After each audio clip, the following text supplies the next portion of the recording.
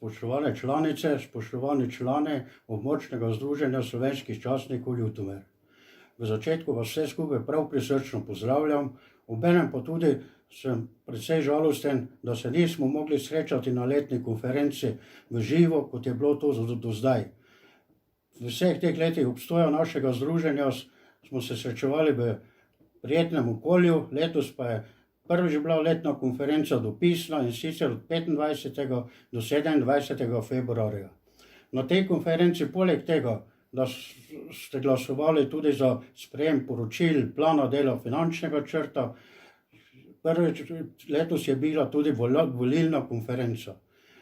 Na konferenci se vas je udeležilo od 106 poslanih vabil, vas je odgovore poslalo 62, kar je več kot 60% vseh članov našega združenja. Volili ste novo predsedstvo in tudi novega predsednika, novi nadzorni odbor in pa častno razsodišče. V veliko veselje in samozavest mi je to, da ste predsedstvo in mene kot predsednika izvolili 100%, to se pravi od vseh 62, ki ste vrnili glasovnice, je vseh 62 glasovalo za me in za predsedstvo. Prav tako ste glasovali tudi za ostale sklepe, ki ste jih sprejeli. Tam je sicer bilo nekaj neveljavnih glasovnic, a kljub temu ste z veliko večino podprli vse sklepe skupščine oziroma konference. To, da ste me izvolili kot predsednika, mi daje po eni strani veliko obveznost, po drugi strani pa veliko spodbudo in veliko samozavest, da bom svoje delo opravljal v redu, kot pričakujete, in v okviru danih možnosti. Vem, da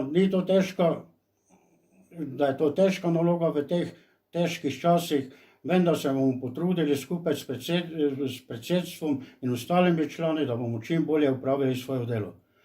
Na koncu bi se zahvalil dosedanjemu predsedniku, gospodu majorju Antonu Kosiju, ki je dolgo let uspešno in počrtovalno vodil to združenje, ogromno prispeval k razvoju in nemotenemu delu združenja.